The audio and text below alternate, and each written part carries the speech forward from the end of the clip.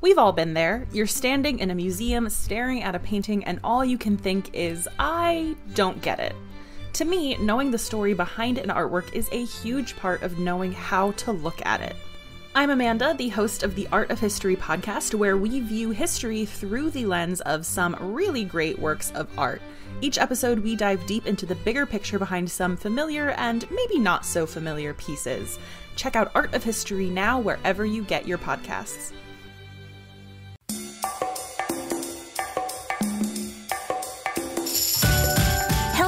Culture Kids! Welcome to our show. We are a family podcast dedicated to empowering a generation of kind and empathetic creators and citizens of the world. Join us today as we learn about the different types of sushi and its fascinating history. Hello, Culture Kids. My name is Asher, and I am your host along with my mom, Kristen. I'm excited because I love seafood and I love sushi. Before we dive into our episode, we want to give a special shout out to Sahil and his mom, Malika, for their 5-star review. Yay! They said, "We think your podcast is really, really, really good. I am 5 years old and I listen to the podcast with my mom. Our favorite episodes are the Pokemon episode, the Holy episode, and the Christmas episode. We listen to your show together when we drive and are very impressed. Sahil thinks Asher's jokes are hilarious." Thank you so much for this wonderful review. Yay, we have another Pokemon episode coming up. Yes, we do. We also want to say thank you to Llama Llama Ducky for your 5-star review.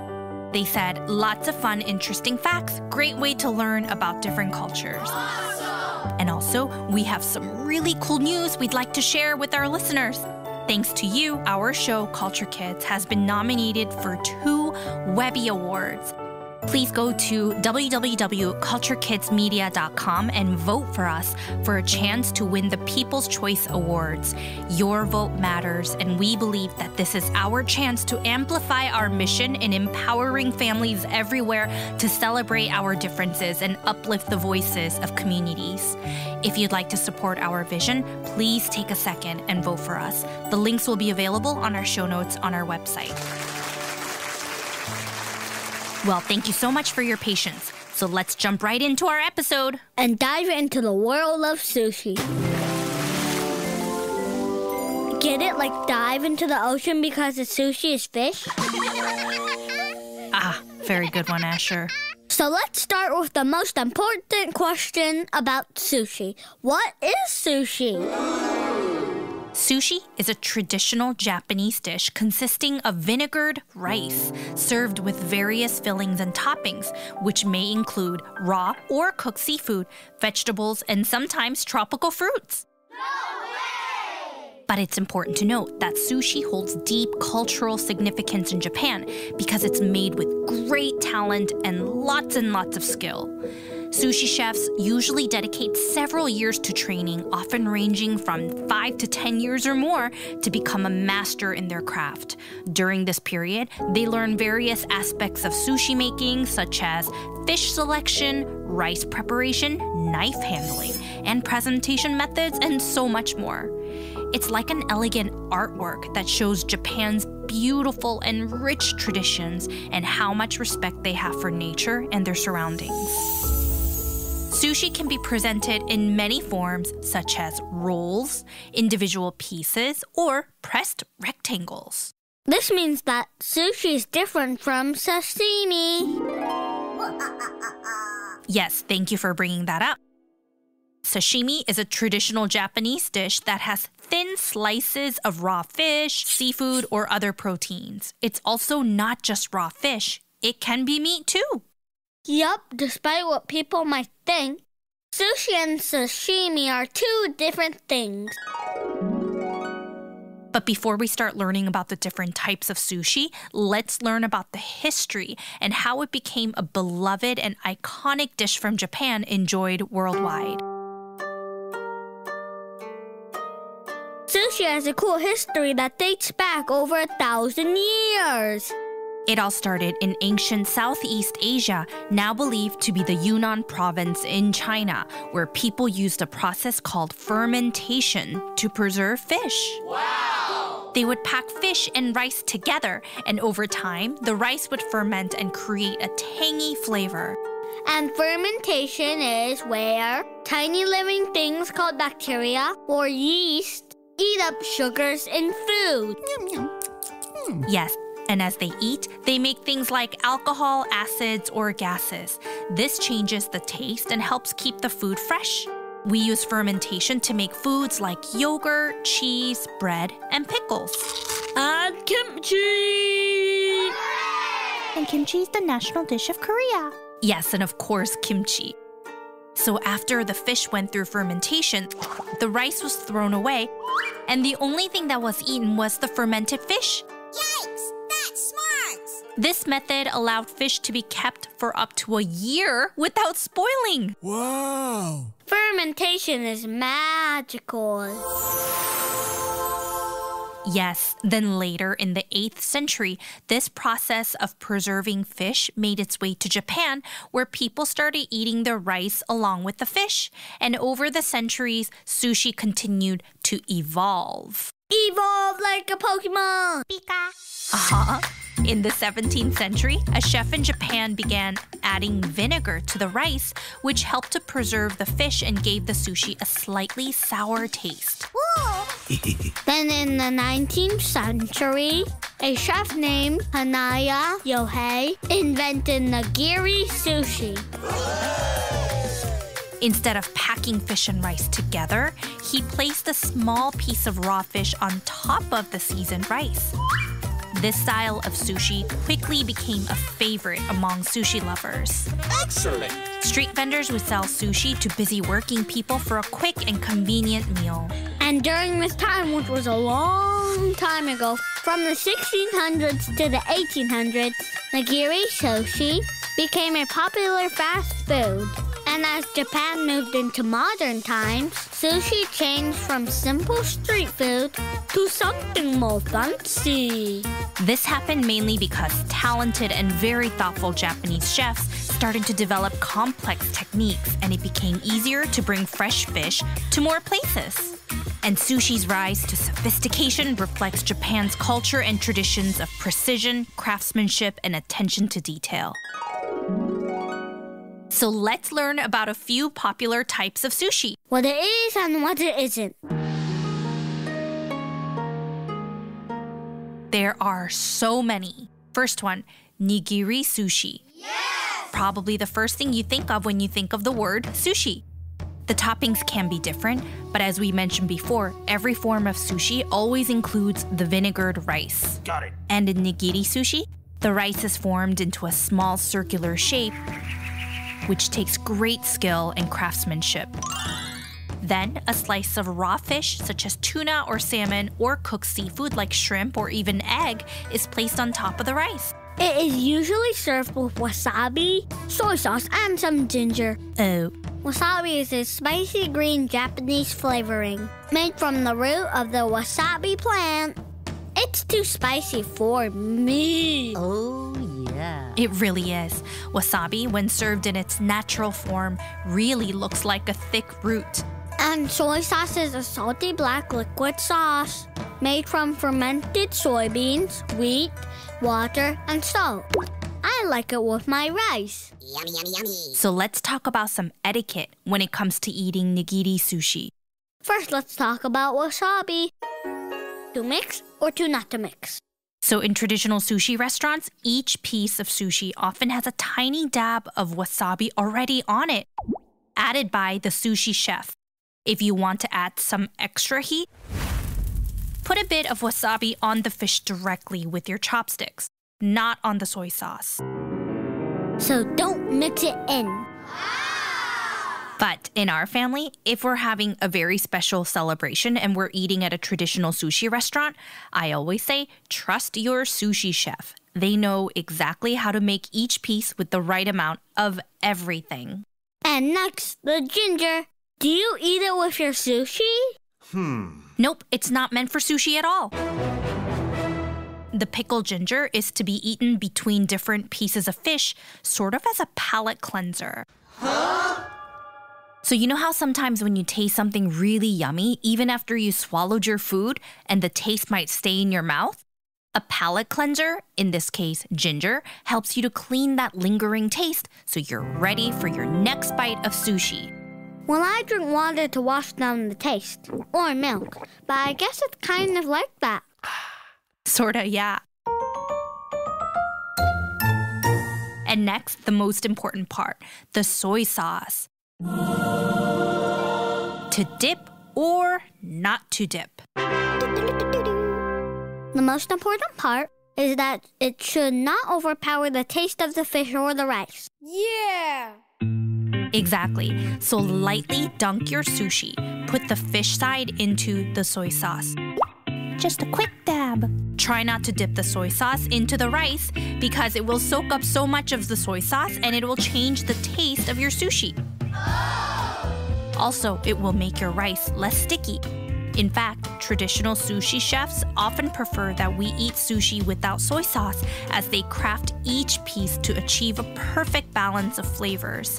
And lastly, my favorite part, you can always eat your sushi with your fingers. Yes, if you think about it, they are the perfect size to pick up with your hands. That's why at a lot of sushi restaurants, they will give you a warm hand towel to clean your hands before eating your meal. It's kind of like a sign. If the sushi restaurants give you those warm towels to clean your hands, just eat the sushi with your hands. I got it. That's a great way to put it. And remember, sushi is meant to be eaten in one bite. So try not to cut them in half with your chopsticks. I love taking big bites. So let's talk about another popular type of sushi. Makizushi. Makizushi. There are many types of makizushi. First one is temaki. Oh, yeah. Temaki. It's rolled by hand into a cone shape using a sheet of nori, which is dried seaweed paper. In Korea, we call it kim. Yep, so in Japan it's called nori, and in Korea it's called kim. Nori and kim. It really looks like black paper. Actually, it sort of looks green. Like really dark green. It is one of the easiest types of sushi to make. All you need is a half or a quarter sheet of nori, the dried seaweed with a layer of the vinegared rice on top. And then on goes the toppings, seafood, veggies, whatever you like, and then carefully rolled from the bottom corner to the top corner into a cone. Ta-da! And next, there's hosomaki. Hosomaki is a kind of sushi roll that's thin and has seaweed on the outside. Inside, there's usually just one ingredient like cucumber or salmon. They look like little tires. They make a great light snack.